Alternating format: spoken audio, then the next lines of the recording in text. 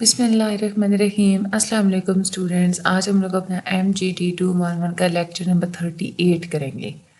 Lecture number 38 میں بھی تھوڑا پچھلے جو ہم لوگوں نے لیکچر میں ٹوٹل کوالٹی مینجمنٹ کے بارے میں پڑھا تھا نا، آج کے لیکچر میں ہم لوگوں نے تھوڑا اسی کو آگے لے کے چلنا ہے۔ پچھلے لیکچر میں تو ہم لوگوں نے پڑھا تھا کہ اس کے فائدے کیا ہوتے ہیں اور ہم لوگ اس کو کیسے اچیو کر سکتے ہیں، ہیومن ریسورس مینیجرز کا کیا کام ہوتا ہے۔ آج ہم لوگ تھوڑا پڑھیں گے کہ اگر آپ لوگوں کے پروڈکٹ میں کوالٹی نہیں آتی تو تب کیا ہوتا ہے۔ یہاں پہ سب سے پہلے لکھا ہوا cost of quality. Cost of quality کا کیا مطلب ہے؟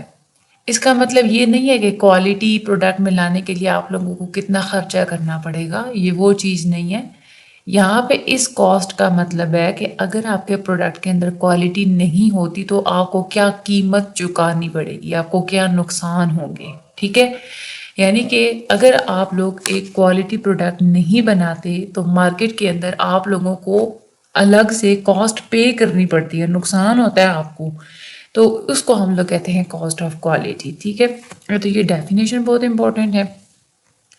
اب اس طریقے سے جو کاسٹ ہوتی ہے نا، یہ دو طرح کی کاسٹ لگتی ہیں، ایک ہوتی ہے ایکسٹرنل فیلئر کاسٹ اور ایک ہوتی ہے internal failure cost. External failure cost کا کیا مطلب ہے؟ یعنی کہ جب آپ ایک ایسا پروڈکٹ مارکیٹ میں بھیجتے ہیں جس کے اندر کوالٹی ہی موجود نہیں تھی، ٹھیک ہے، تو مارکیٹ کے اندر یعنی کہ آرگنائزیشن سے باہر مارکیٹ میں آپ کو جن پرابلمس کا سامنا کرنا پڑتا ہے نا، ان پرابلمس کو مینج کرنے میں آپ کی جو کاسٹ آتی ہے اس کو ہم لوگ ایکسٹرنل فیلئر کاسٹ بولتے ہیں۔ یعنی کہ کوالٹی نہ ہونے کی وجہ سے جو فیلئر آیا، اس فیلئر کو مینیج کرنے کے لیے آپ کو مارکیٹ میں جو کاسٹ پے کرنی پڑتی ہے اس کو ہم لوگ ایکسٹرنل فیلئر کاسٹ کہتے ہیں۔ اب یہ مختلف ہو سکتی ہیں۔ ایک تو یہ ہے کہ اگر آپ کی سیلز آپ کے پاس واپس آ گئی، کسی بندے نے آپ کا پروڈکٹ واپس کر دیا تو آپ کو اس کو کاسٹ دینی پڑے گی، پیسے دینے پڑیں گے، ایک تو وہ کاسٹ ہو گئی۔ آپ کا پروڈکٹ اگر خراب تھا اس کو ریپیئر کرانے پہ جو کاسٹ آئے گی وہ، ٹھیک ہے۔ اس کے بعد کسٹمر سروس کاسٹ، آپ نے کسٹمرز کو جو سروسز پرووائڈ کی تھی ان کی بھی تو کاسٹ ہوگی ضائع، ٹھیک ہے۔ جو پروڈکٹ آپ کے پاس واپس آیا اس کی ریپیئرمنٹ کے اوپر جتنے بھی کاسٹ وغیرہ تھیں، ٹھیک ہے، وہ ساری۔ اس کے بعد آپ کے پروڈکٹ کے اندر کیا ڈیفیکٹس تھے، اس چیز کو انویسٹیگیشن کرانے میں بھی آپ کی کاسٹ آئے گی، پروڈکٹ کو واپس منگوانے میں آپ کی کاسٹ آئے گی۔ پروڈکٹ لائبلٹی سوٹس، یہ بھی ایک چیز ہے کہ اس کے پروڈکٹ جب ایک دفعہ آپ کے پاس واپس آ گئی تو آپ اس کے لیے جتنے بھی اقدامات کریں گے جواب دہ آپ کو ہونا پڑے گا، وہ ایک الگ چیز ہو گئی۔ تو ایکسٹرنل فیلئر کاسٹ میں یہ والی ساری چیزیں آ جاتی ہیں، یہ ساری آپ کے فنگر ٹپس پہ ہونی چاہیے، بہت امپورٹنٹ ہے۔ اس کے بعد آگے ہم لوگ بات کرتے ہیں internal failure cost. Internal failure cost کا مطلب یہ ہوتا ہے کہ آرگنائزیشن کے اندر جو آپ کو پے کرنا پڑتا ہے نا پروڈکٹ فیل ہو جانے کی وجہ سے، اس کو ہم لوگ انٹرنل فیلئر کاسٹ کہتے ہیں۔ انٹرنل فیلئر کاسٹ میں کیا کیا آ سکتا ہے؟ سکریپ اگر ہو گیا تو اس کی کاسٹ، ٹھیک ہے، آپ نے پروڈکٹ کے اوپر دوبارہ سے کام کروانا ہے اس کی کاسٹ، آپ نے دوبارہ سے جو کام کروایا اس کی آپ دوبارہ سے انسپیکشن کروائیں گے، اس کے اوپر آپ کا جو خرچہ آئے گا وہ، and cost for down grading, یعنی کہ کسی بھی فالٹ کی وجہ سے اگر آپ کا پروڈکٹ آپ کے سیٹ شدہ سٹینڈرڈ سے بھی کم ہے تو اس کی بھی ظاہر سی بات ہے کاسٹ، ٹھیک ہے، آپ نے اب دوبارہ سے آپ کو پروڈکٹ کے سٹینڈرڈز کو ہائی کرنے کے لیے آپ کو کچھ کرنا پڑے گا، یا پھر یہ ہے کہ آپ کو اپنے پروڈکٹ کی قیمت کم کرنی پڑے گی کیونکہ اس میں وہ سٹینڈرڈز موجود نہیں ہیں جو کہ ہونے چاہیے۔ تو یہ ساری کاسٹ جو ہے نا یہ انٹرنل فیلئر کاسٹ کے اندر آ جاتی ہے۔ انٹرنل اور ایکسٹرنل کاسٹ کے علاوہ اور بھی بہت ساری کاسٹ ہوتی ہیں۔ ایک ہوتی ہے اپریزل کاسٹ۔ اپریزل کاسٹ میں آ جاتا ہے کہ انسپیکشن کے اوپر جو آپ کا خرچہ آئے گا، لیبارٹری میں آپ نے اپنے پروڈکٹ کو ٹیسٹ کروایا تو لیبارٹری ٹیسٹنگ پہ آپ کا خرچہ آئے گا، لیبارٹری کی ایکوپمنٹس کو مینٹین رکھنا اس کے اوپر جو آپ کی کاسٹ آئے گی، ٹیسٹنگ کرنے میں جو بھی آپ لوگ ایکوپمنٹس وغیرہ یوز کرتے ہیں اس کے اوپر بھی آپ کی کاسٹ آئے گی، اس کی کیلیبریشن میں کاسٹ آئے گی۔ تو یہ ساری چیزیں یہ اپریزل کاسٹ کے اندر آ جاتی ہیں۔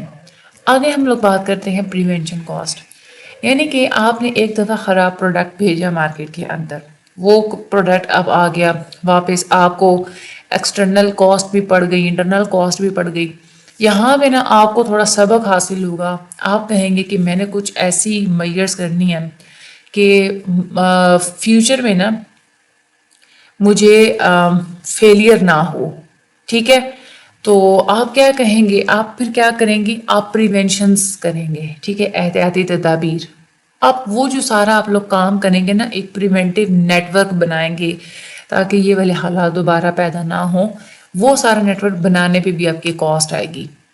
اس میں کیا ہوگا، ایک کوالٹی پروڈکٹ بنانے کے لیے آپ مینیجرل ورک کریں گے، اس سارے کام پہ آپ کی جو کاسٹ آئے گی. اس میں آپ پلاننگ کریں گے، کوالٹی پلاننگ، اس پہ کاسٹ آئے گی. ٹریننگ آپ اپنے امپلائز کی کریں گے، یہ سب سے زیادہ ایکسپینسو ایریا ہوتا ہے اور اس میں کنٹینیوسلی آپ کو لوگوں کو ٹرین کرنا پڑتا ہے. ٹھیک ہے، اس کے بعد کوالٹی کو امپروو کرنے کا جو سارا پروسیس ہوتا ہے اس پہ آپ کی کاسٹ آئے گی. آپ اسٹیٹسٹیکل میتھڈز یوز کریں گے تاکہ کوالٹی کی میجرمنٹ ہو سکے، اس کے اوپر آپ کی کاسٹ آئے گی. مشینری اور اکوپمنٹ کو آپ مینٹین کرنا شروع کر دیں گے، اس کے اوپر آپ کی کاسٹ آئے گی. نئے ایکسپرٹس کو ہائر کرنا شروع کر دیں گے، اس کے اوپر کاسٹ آئے گی. تو یہ ساری جو کاسٹ ہوتی ہیں نا، یہ پریونشن کاسٹ ہوتی ہیں. اب اس میں وہ کرتے کیا ہیں، آپ لوگوں کے MCQs اس طرح سے آتی ہیں، آپ کو کوئی ایک کاسٹ دے دیتے ہیں، آپ کو کہتے ہیں آئیڈینٹیفائی کریں، یہ پریونشن کاسٹ ہے، ایکسٹرنل کاسٹ ہے، انٹرنل کاسٹ ہے یا اپریزل کاسٹ ہے. ٹھیک ہے، تو آپ لوگوں کو ہر کاسٹ آپ کو آئیڈینٹیفیکیشن آپ کو ہونی چاہیے کہ کون سی چیز کس چیز کے اندر آ رہی ہے. یہاں پہ آگے ہم لوگ بات کرتے ہیں ISO 2000 9000 سرٹیفکیشن پروگرامز. یہ ایک آرگنائزیشنز ہیں. وہ کیا ISO ایک آرگنائزیشن کا نام ہے. وہ 2 طرح کے سرٹیفکیٹس دیتی ہے. یہ ایک پورا ان کا اسٹینڈرڈائز سسٹم ہے جس میں یہ آرگنائزیشن کو پورے سسٹمز کا ایک سیٹ بتا دیتی ہے کہ آپ لوگ اس سسٹم کو فالو کر کے اپنی کوالٹی پروڈکٹ آپ لوگ حاصل کر سکتے ہیں یا بنا سکتے ہیں. جو 9000 ہے نا، ISO 2000 9000 سرٹیفکیشن پروگرام، یہ ڈائریکٹلی اس کا تعلق ہوتا ہے کوالٹی پروڈکٹ بنانے کے ساتھ. یہ وہ سرٹیفکیشن ہوتی ہے جو یہ شو کراتی ہے کہ آرگنائزیشن کو کس سسٹم کو فالو کرنا چاہیے، اور ایسے سسٹم کو اگر آرگنائزیشن فالو کرے گی تو اسے وہ کوالٹی پروڈکٹ بنا لے گی. جو دوسرا ان کا سسٹم ہے نا ISO 14000، یہ وہ سسٹم ہے جو کہ یہ سرٹیفائی کرتی ہے، اس بات کو یقینی بناتی ہے کہ جو آرگنائزیشنز ہیں انہوں نے انوائرمنٹ کو بھی پروٹیکٹ کرنا ہے. تو انوائرمنٹ سے ریلیٹڈ جو سسٹم ہے نا وہ ISO 14000 ہے. یہ انوائرمنٹ کے لیے بنایا گیا ہے. یہ سسٹم یہ کہتا ہے کہ آرگنائزیشنز انوائرمنٹ کی بھی رسپانسبل ہوتی ہیں. آپ لوگوں کے MCQs آتے ہیں کون سی سرٹیفکیشن انوائرمنٹ کے لیے ہے اور کون سی کوالٹی پروڈکٹ کے لیے ہے، تو یہ دونوں میں آپ لوگوں کو فرق پتہ ہونا چاہیے. ویلیو چین مینجمنٹ کا کیا مطلب ہوتا ہے؟ کوئی بھی ویلیو پروڈکٹ بنانے کے لیے آپ لوگ جتنی بھی ایکٹیویٹیز کرتے ہیں نا، وہ ساری آپ لوگ ایک چین کی فارم میں کرتے ہیں، اسٹیپ بائی اسٹیپ کرتے ہیں. ٹھیک ہے، تو اس کو ہم لوگ کہتے ہیں ویلیو چین مینجمنٹ. ٹھیک ہے، تو یہ آپ لوگوں کو ڈیفینیشن چھوٹی سی آپ لوگوں کے مائنڈ میں ہونی چاہیے. باقی انشاءاللہ اگلے لیکچر میں ہوگی ملاقات. اگلے لیکچر بہت زیادہ انٹرسٹنگ ہے. تھا تو یہ بھی بہت چھوٹا سا ننا منا سا تھا، آپ لوگوں نے جلدی سے اس کو کور کر لیا. چینل کو سبسکرائب کرنا مت بھولیے گا. جیسے ہی لیکچر سنتے ہیں اپنے رسپیکٹیو گروپس میں ساتھ ساتھ شیئر کر دیا کریں. ٹھیک ہے، مجھے اپنی دعا میں یاد رکھیے گا. اللہ تعالیٰ آپ سب لوگوں کی مدد فرمائے. Thank you so much and اللہ حافظ.